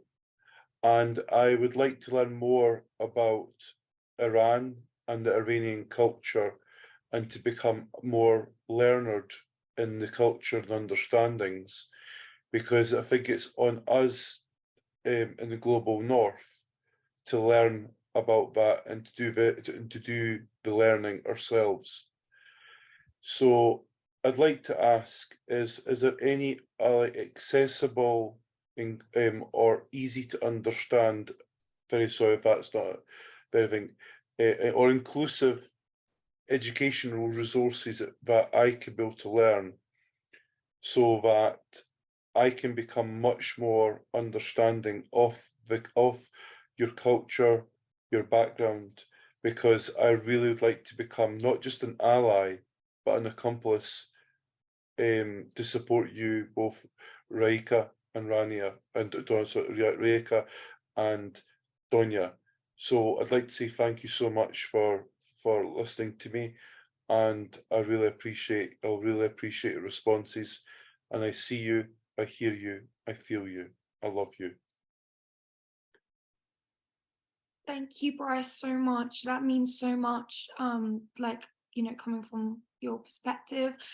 There are a few Instagram accounts, although quite a lot, I'd say people from Iran are really focusing on just the protests right now, but I will send over an Instagram account called Chai and Conversation. I don't know if they have a Twitter, but they have an Instagram, and they translate the slogans. They also try and teach Farsi, and at the same time, they give you know, information about our culture, our traditions. It's a very ancient culture, and I would say that's mostly because for the past 43 years, our culture, music, poetry has been erased, and all of that. We haven't created new culture, but we're very, very nostalgic, and we have traditions from ancient Persian Empire times, Zoroastrian times. And so, but yeah, because of that, definitely I'll send over a couple of pages. That will be good. I'll put it on the chat now. That's so funny. That was exactly the same, the exact same one I was going to give. It's super accessible, and you can, you know, learn a bit of Persian or Farsi if you fancy or not. Yeah, what I will say is actually, because of the fact that we're so used to people not being interested in our culture and actually thinking that we're not very nice people, that I don't think we're quite ready for the question. I think we're only just starting to sort of figure out how to make it so that we're not just Iranians talking to each other about how much we love each other. So I think that will hopefully evolve as Iran gets more free. But yeah, I love that. It's the same resource I was going to give. I think that's the thing, just really quickly to add, you know how everyone in the UK or you love Indian food and Chinese food, wait till you guys taste Persian food. We've had to hide our culture for years and years. We've been oppressed to the point where our food hasn't even hit the global market. And, you know, once you taste some Persian food, I know you won't go back. Wow, Donya, you literally just like tied in so perfectly to, funnily enough, as we were recording the song Zan Zandagi Azadi, we did it over some food, and we kind of said, you know, oh, we should start doing cooking in choir. And so yeah, perhaps as we're kind of after the break, when we go into some of the breakout rooms to look at the actions that we can take, one of the things that I'll certainly kind of be sharing beforehand is that, you know, action is not simply getting out and protesting. Action can be done in the most creative ways and the most soul-soothing and fun ways as well. So bring your art, bring your music, bring your cooking into it. I like imagine just having some like Iranian recipes, and we have a day each week where we're all enjoying tasting Iranian cuisine and talking about the issues over that food. Like, yeah, amazing, amazing, amazing. Also, so in response to the question from Rashida, thank you, because you also reminded me, so we've kept the recording on, and actually would like to keep the recording on for the duration of this entire event. But we did want to just ask and get just a poll opinion. Are people happy for the question and answers to also be kind of posted on as a kind of sharing this event to YouTube? Or like if you would rather, yeah, maybe just a show of hands if anyone would like kind of object to that and rather that we just cut it after the speakers. No? Okay. So yeah, we'll share the entire event after. Thank you very much. And yeah, absolutely. Would love to be able to share the kind of the content from today onto social media as well. And I'm sure the three of us will look at how we can do that as well. So just as we're going to take I'll give us a wee like refresher break, just to, yeah, we've been sat here for a while and nobody likes to be sat just, well, I certainly don't. I also have ADHD and don't sit still for very long. And so just before we go into the break, we'll come back and really touch upon the kind of action that we can take. So the inspiration that we can take having been a part of today's event, and what each of us can do going forward. But before we do that, I'm going to jump in to share the song Zen Zandagi Azadi, which Pauline, who not only asked a wonderful question, it is thanks to Pauline that we had these beautiful lyrics to go with the song Bella Ciao. And if you guys aren't familiar with Bella Ciao, it has been synonymous with revolution from the very beginning. And so there would be no other song that we could yeah, really kind of, and it has been used, the lyrics have been reshaped for various different revolutions. So for us, it felt the right thing to do. Just before I play it, there was four of us that got together to perform the song that Pauline wrote the lyrics for. And each of us kind of had a discussion about our motivation for doing so. And Mary, who hasn't been here, hasn't been able to join us tonight, shared that I wanted to show my sisters and brothers protesting in Iran that here in Glasgow, we support their struggle and will continue to campaign on their behalf. So that was from Mary. I'm going to open up for Pauline and Mags, who's also here today, just to share a little bit about why they got involved in the song, and then I will share the screen to play it.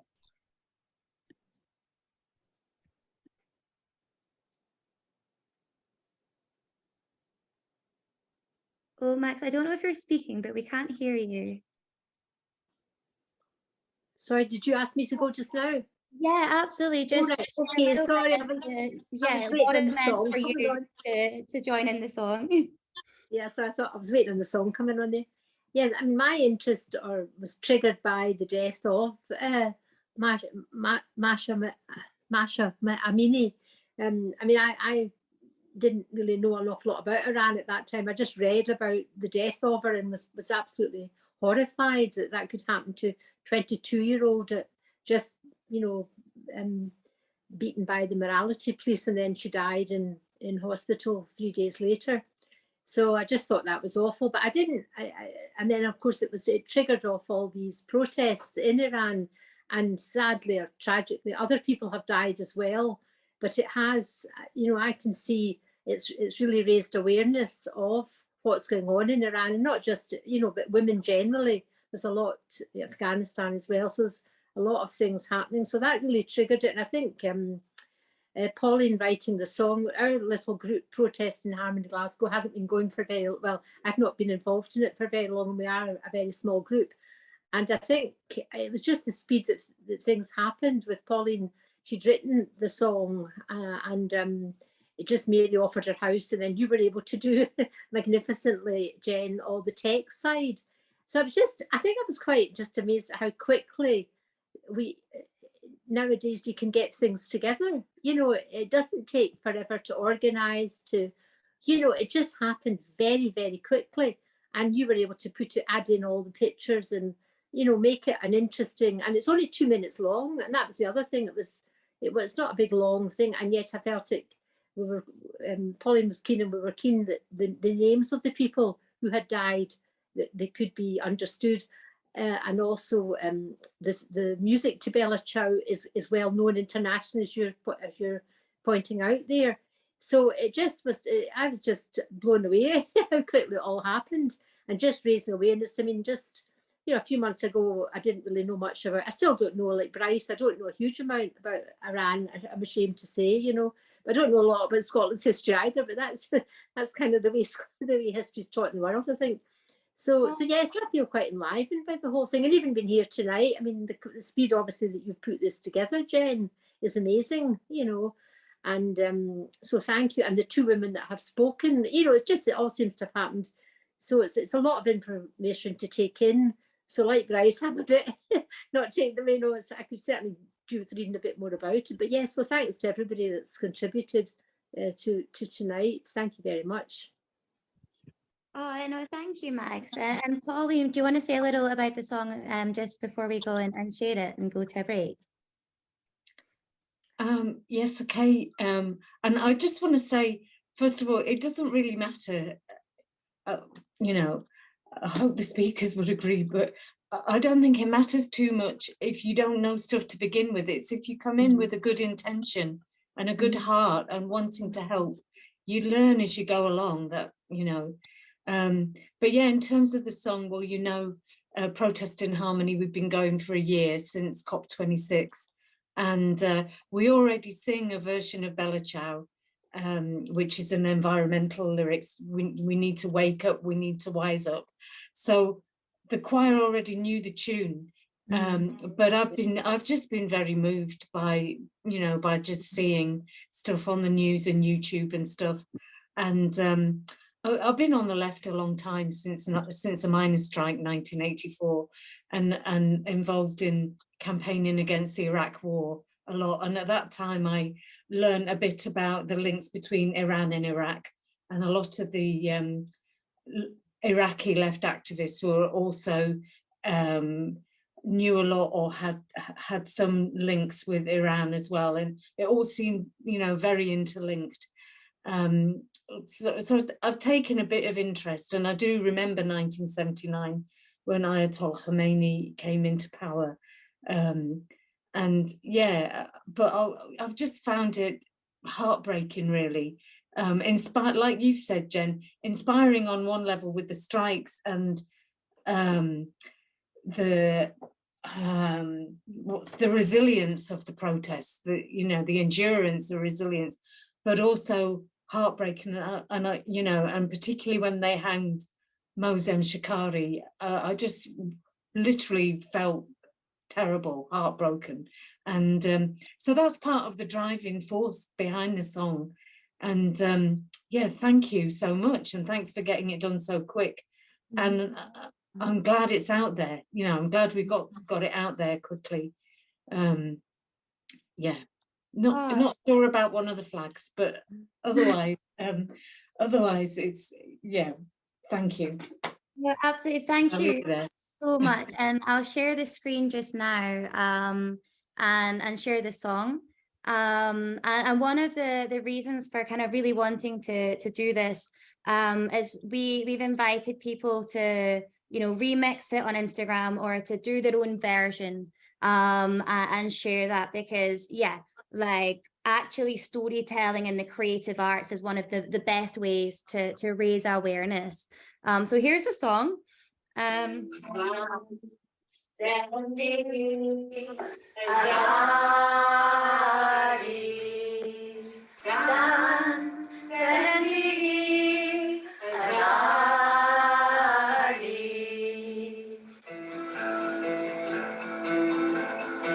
are strikers and we are students.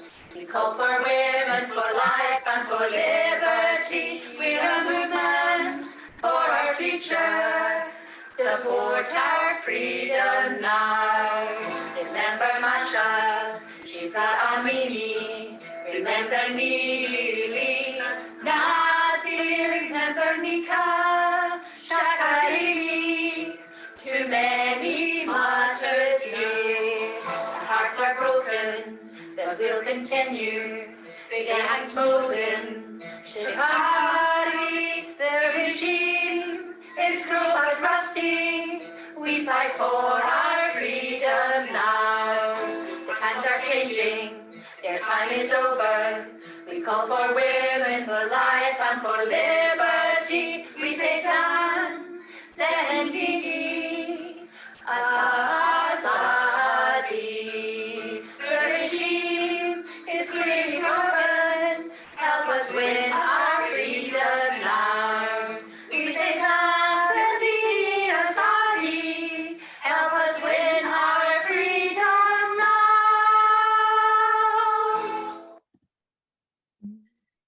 So yeah, that's the song. And one of the reasons that like was so keen to share it tonight, before we kind of go into talking about our actions that we can take, is the fact that like doesn't have to be perfect to share. Like we didn't quite get our timing right. There were parts of that like, you know, so often we're made to feel that if unless it's perfect or, you know, unless you're a famous person, like you can't do something. And that's just not true. So like hopefully that's empowering to be like, in whatever way, shape, or form is what works best for you, please do just like take inspiration. And as I say, you can see on our Instagram to, if you do want to be able to do your own version, we have the lyrics that go with it and everything.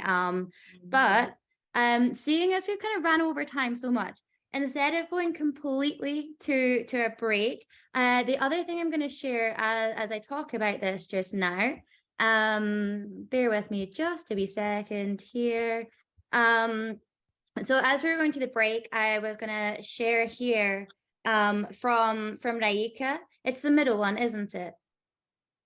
The 4 posts. Oh, where are you? Oh, 4 demands. That's it. There, yeah. I was like, well, I don't recognize my own Instagram page. So there you go. As we're going, what I'll say is like we can kind of take a refreshment break. We will go into the breakout rooms like after I've kind of talked a little bit about the actions and what we want to achieve from these breakout rooms. And we'll be in for like kind of 5-10 minutes before coming back to look at hopefully leaving here with like a personal pledge for and having been able to see the action and how you can maybe do that, you know, whether it's a cookout and do it an Iranian kind of cuisine tasting and conversations, whether it's taking that song onto the streets. There's so many different kind of ways in which we can support the movement. And here Raeeka gave like a really good summary of just like, again, it's a 1 to 5 minute task. So before we had ran over, I was going to say, go away, take a break, a refreshment break, and do this at the same time as we come back, like kind of wee action break. But as we've run out of time to really kind of take a break, as I'll set up some breakout rooms, or hang on, let me just see. How many people are still here, actually? Do we need breakout rooms or can we just go into a discussion? I think we can just go into discussion. I think so. Yeah, maybe we could, if we just go into discussion from here. So at any point, if you want to or need to kind of, yeah, remove yourself and come back, that's absolutely fine. But we really just wanted to start a discussion around yeah, what we've learned about how we can in each in our own way support this movement and help amplify the voices and make sure that, you know, that this isn't something that has been tokenistically supported and put out in the media and followed by Western people whilst it suits us, like that this is something that is there until not only freedom is won, but the future that Iran is fighting for has been won. So yeah, essentially the idea, like in the breakout rooms, I would have said, like, come in, introduce yourselves, like maybe just talk a little about how like what you've learned from today and what you think you might want to do going forward.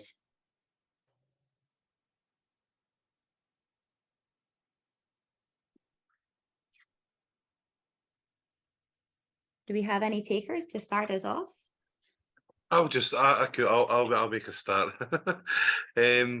So I just want to say again, huge, big love and thank you to Donya and to Raeeka for just giving up their time to do this. I cannot thank you from the bottom of my heart for doing this. And I think from what I have learnt from both of you is that I need to go and learn more, because you're uncovering so much about so many things which I didn't even know was happening, and that is my own internalized issues which I need to deal with.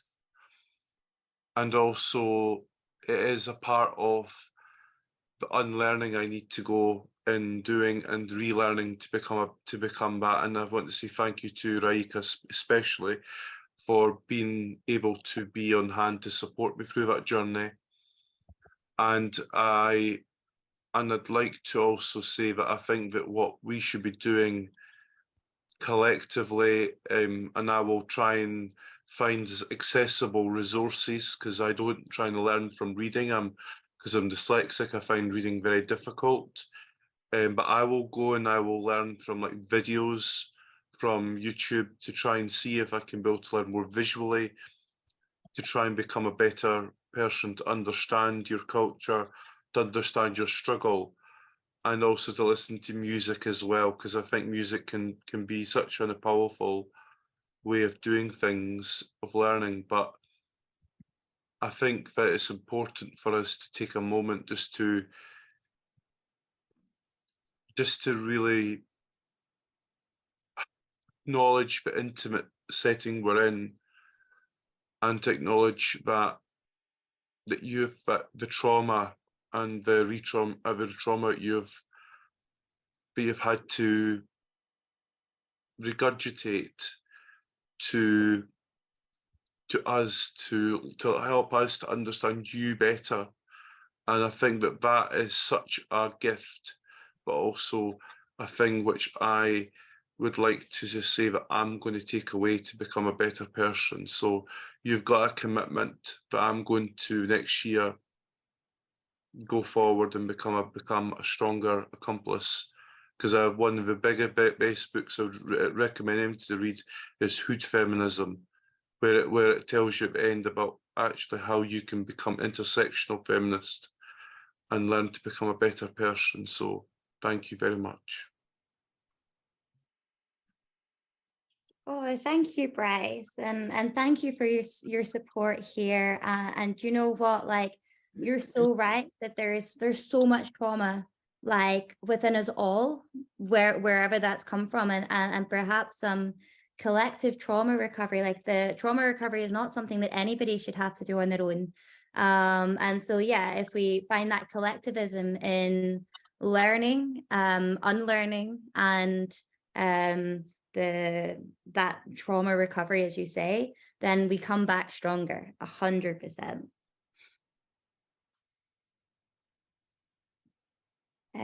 Pauline.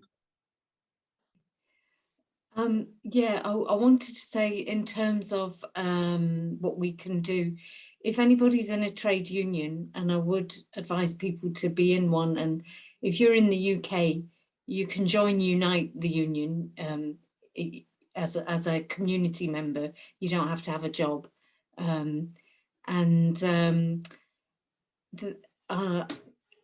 you can pass a motion through your union. I know somebody who's active on this. I'm sure he won't mind me mentioning his name. He's called Dashti Jamal, and he's in a campaign, and he's doing a model motion, and he's gonna circulate it and ask people to put it through the trade unions. And it's all about solidarity with the Iranian struggle at the moment, and especially some unions have an international committee, international sections, you know, and they can do quite a lot in practical terms as well as solidarity. So yeah, and even organise meetings through the trade union. You can get speakers like our wonderful speakers tonight, and you know, and that's another way of educating people. So. Absolutely. And Bryce, you had a response to that. Yeah, so just wanted to send Miss, I want to put my other hat on now, is that I'm from the Scottish Green Party trade union group. I'm a equalities officer in the group. So as an executive committee member, I'd like to work with you, Pauline, if we can, to try and make that a reality. I will try and make representations to our executive, who we've got seats on the executive of the Scottish Green Party, and I'd like to hopefully try and get the STUC, and I'm very good friends with like Ross Foyer and the people at STUC, to ensure that process can be supercharged and can be rapidly taken on. So you've got a commitment from me, Pauline, if you'd like to work with me on that, and any of people you know, I'm happy to take that away as a piece of work to ensure that we work together on this. So thank you very much. If there's anything I can do to help and support you, please let me know.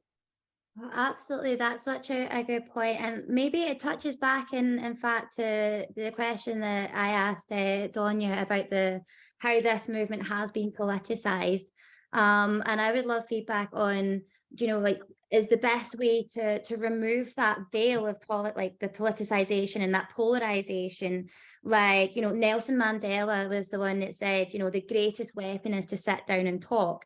And so for events like this, where we can kind of share the knowledge and share that understanding and the context, so that, you know, the audience that have come and heard that today, as we go out and we speak to, you know, we come with so much more information to be able to convince our politicians and stuff that this is a movement that they need to get behind, and they can't take any equivalent. I don't know what the equivalent of greenwashing is in a freedom fighting movement, but no shit anyway.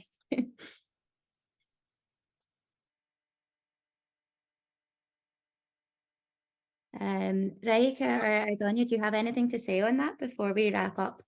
I was wondering if you think we have quick time just to share that document that I wanted to share before about the social media activism.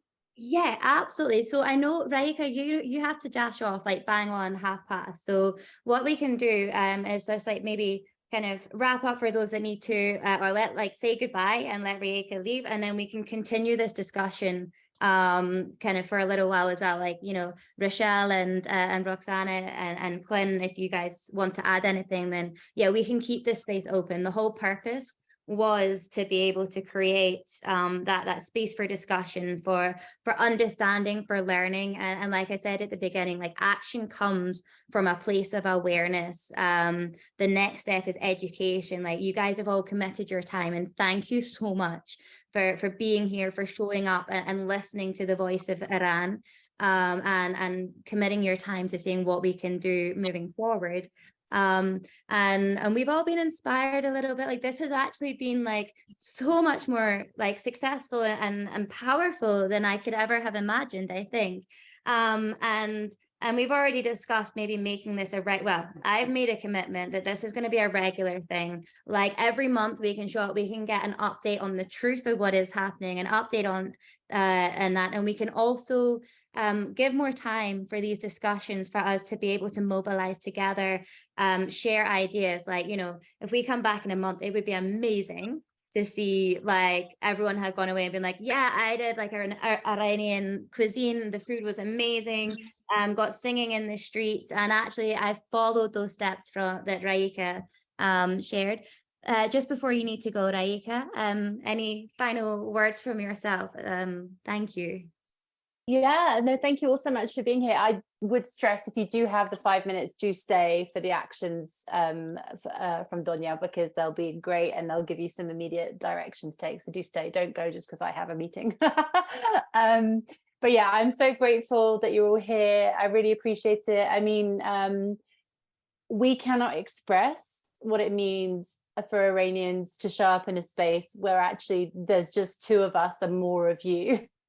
And you're listening, because we're used to just standing in protest next to each other, shouting to each other. So like, this is, you know, we're a small number, but small is good, small is all. And like, this is so important. So I just want to express gratitude and to remind you that just that consistency of taking the action. So whether it's like committing to something basic, like I will share footage coming out of Iran, or I will sign the petitions that come on the Iran's Voice link tree or other link trees. There's so many of us out there. Once you start, you'll just end up following a massive network of Iranians who are putting out all these actions and things. So, but just choose something that you can be consistent and steady with.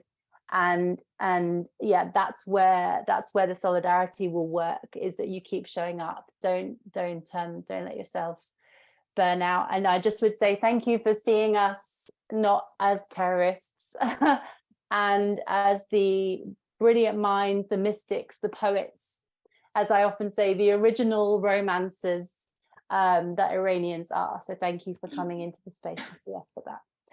And I will leave you with that. Thank you so much. Thank you. Thank you.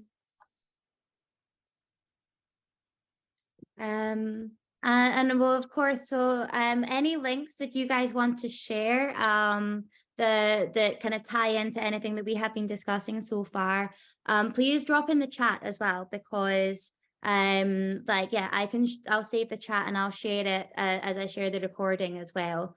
I know I just saw a question here from Quinn. No mic, but want to express my thanks. Oh, you did some Iranian food recently. Oh, brilliant. Well, maybe we can start doing a recipe share and things like this. Like, this is the ideas that we want to start to nucleate and not just sit and have them, but do something on them.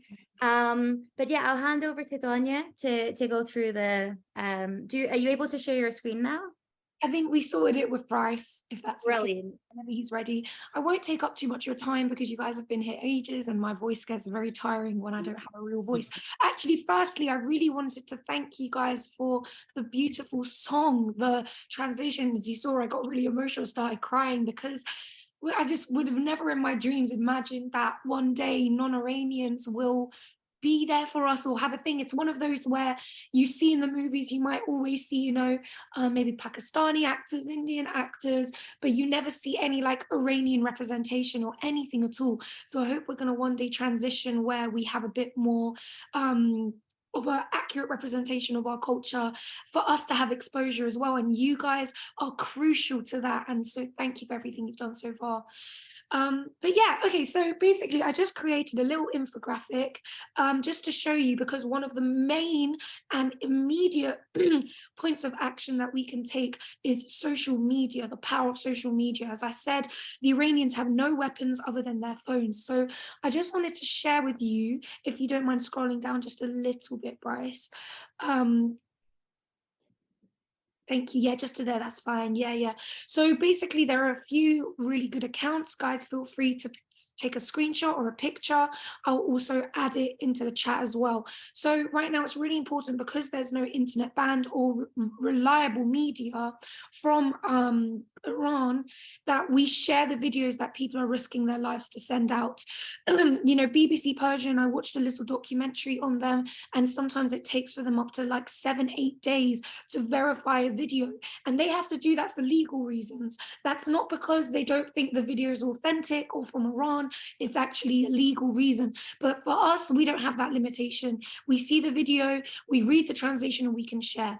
So yeah, so there are some Instagram accounts that are really essential that post every day. On the right, the second kind of column at the top are explanations and news that you can share as well. It's kind of what I basically want to encourage to happen, is that Iranian people are going through so much trauma right now, seeing this news. We're all directly affected. And many Iranians are too scared to speak out and post on their social media for the same reasons that I clarified before. You revoke your right to a citizenship when you go to Iran. You're an Iranian citizen and held accountable for anything you do.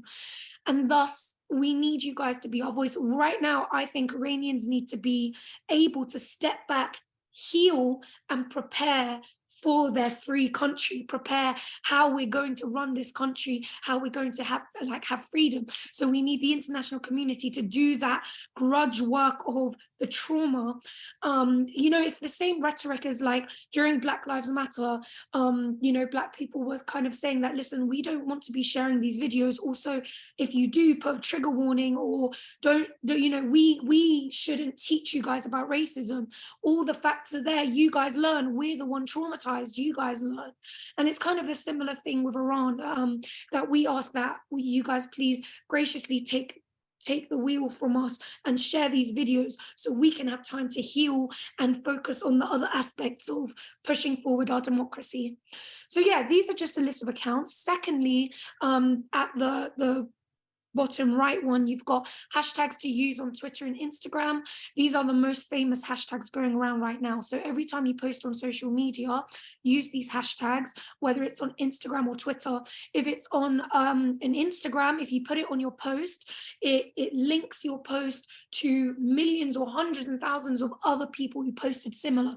And if you follow the hashtags, you get notifications, or you'll directly see. So those are following hashtags, tagging hashtags is one way to beat the algorithm that is trying to hide the Iran news.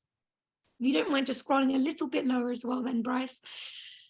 Yeah, thank you. Yeah, so secondly, there's my Instagram account, which I've said, basically, like I said, be Iran's voice. We do calls to action, awareness events, protests, and we try and track the accountability for the movement in terms of the responses that other governments are making or the international community are making. So this is a QR code. Again, you can take a picture of it. It's also all over my Instagram, and it's how you can quickly access the link. And on the link tree, you have MP letters, petitions, and you have flyers that you can print and send out, as well as other accounts that are really good at activism. And then if you don't mind just scrolling down again, Bryce. Yeah, look, well, that's fine. We'll just get the whole page in. Yeah, so basically, just to round up, keeping videos and images of the protests and life within Iran circulating and trending is essential to accountability. It's essential for also the Human Rights Council, who are doing the fact-finding mission. Iran has rejected them to come inside the country. They won't allow them access to come into the country and observe the fact-finding mission. So they will be using videos such as the ones we see to use for accountability. So these videos actually can be really crucial to our movement. So this is just an example, if you don't mind scrolling just a little bit lower as well, and then maybe zooming in on this part, Bryce. of the screen. Thank you. Yeah. So these are examples of effective social media posts that will add momentum. What you see is firstly a video or a photo. It might have an English translation, and you've got the most important hashtags. You kind of say what's happening. So on Twitter, if you hashtag a tweet, it will automatically put you in an algorithm that if you search that tweet, you will find relative things. On Instagram, if you put a hashtag on your story, it doesn't do the same, but it means that anyone who sees your story can tap the hashtag and see the videos for themselves. Go forward and see it. So yeah, an effective social media post for activism, an effective weapon, contains hashtags, encouragement to keep resharing, and a video from Iran that's showing what the media isn't. And in the same kind of breath, every time you share, try and make it a habit to put, so one video, 2 hashtags, and tag 2 influencers. It could be your favorite singer, it could be your MP, it could be a politician, a journalist, someone who you want to see the story. So yeah, if you don't mind scrolling down again. I'm just going to answer the question quickly. Is it better to share as a story or to repost on the grid?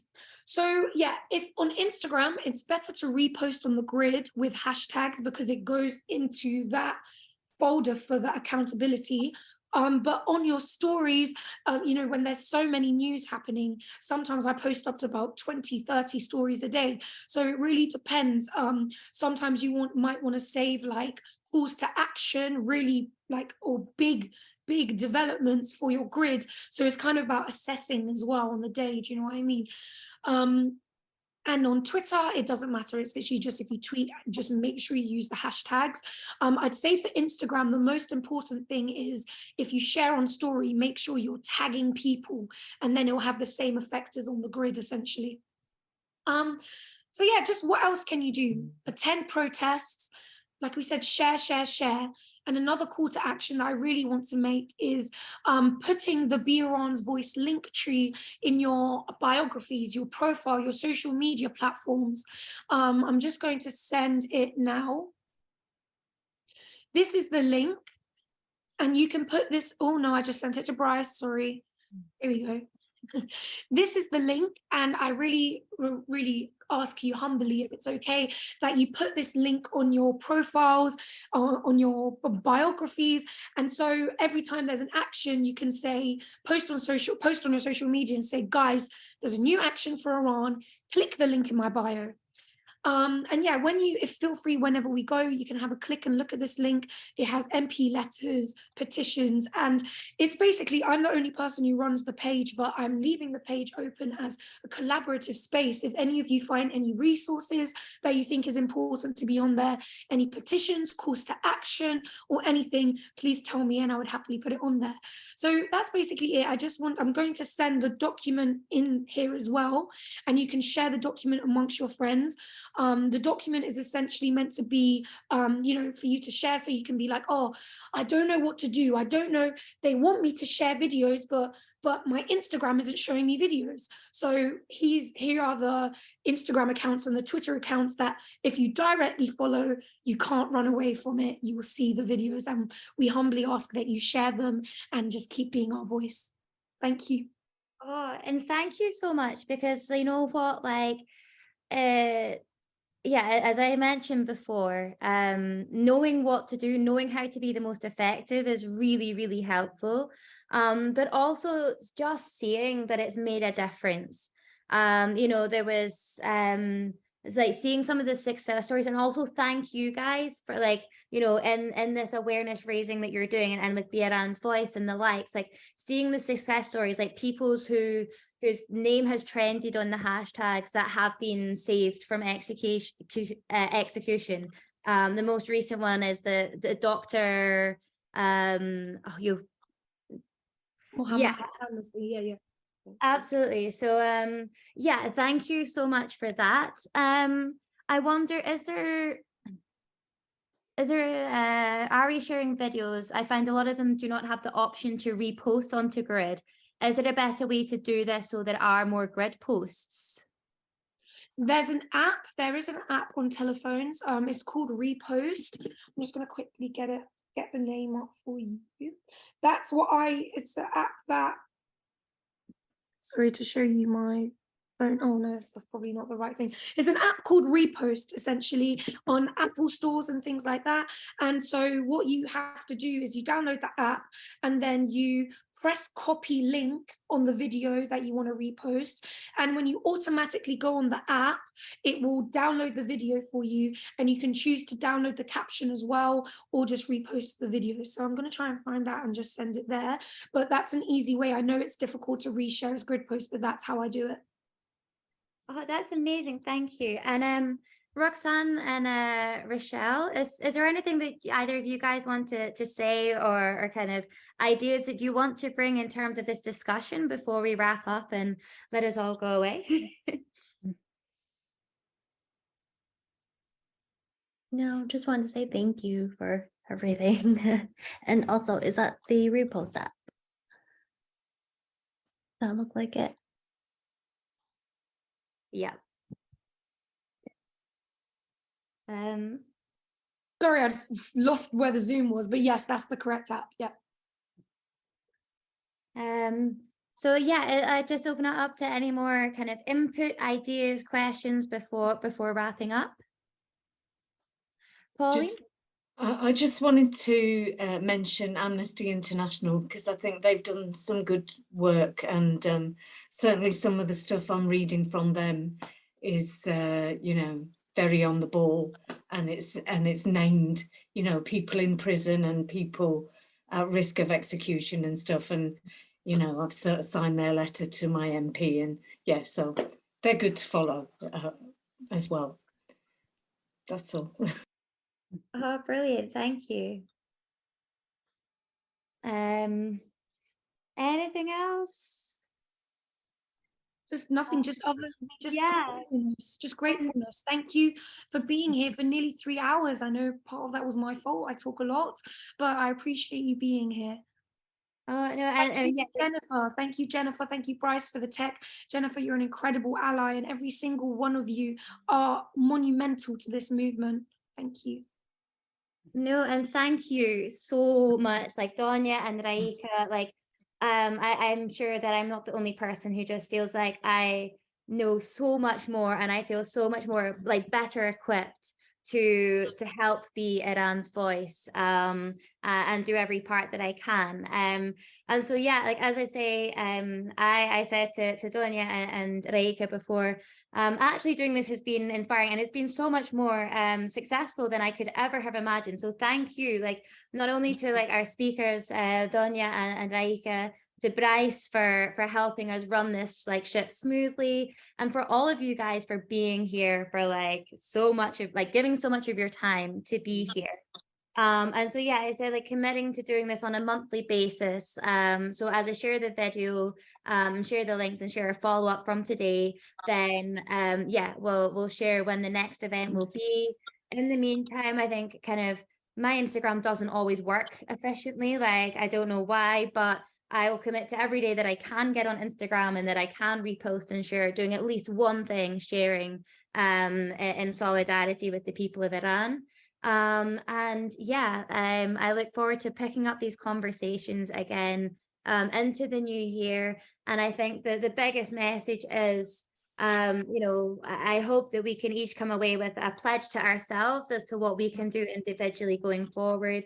Look forward to yeah, seeing you guys and more like talk about it, like share this and talk about it.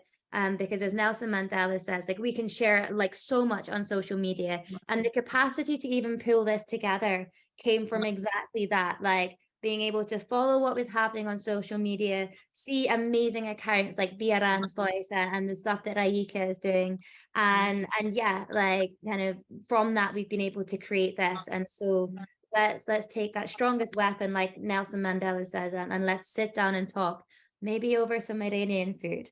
But thank you everybody for a wonderful evening. I yeah, don't know anything else to say. Thank you. Merry Christmas. Well done. Yeah. Thank you. I was going to just say that there's actually a brand new app which has been released, called Curve, which I know Raeeka has been involved in as well. And I'd like to share an invite link to this. It's an exclusive invite link to join Curve, which is a new social media. It's opening up for social basically. It's a social network reimagined, and it's about trying to bring people together in multiple different movements. So I'd love to help and support that to try and be able to ensure we have a much more positive application where we can be able to really help to do more influence in that area. So I've sent you a link to join that, an exclusive link to join that. You get backdoor access to get in to join it. So, yeah. Thank you.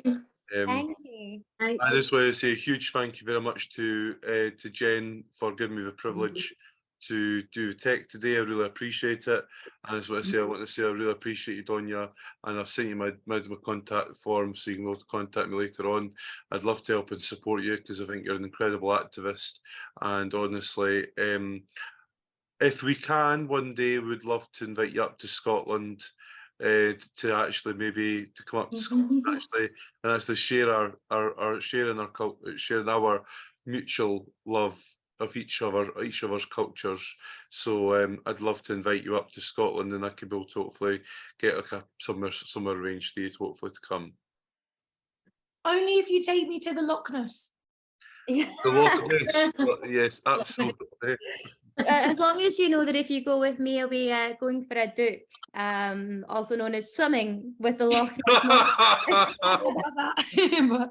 But yeah, thank you again, everyone, so much. I'm going to go off as well now, but it's been great and so lucky and grateful to have you guys. Thank you. Thank you. Well, thank Thank you. you. Well Thank done, Jen. Thank you, everybody. Thank you. Bye.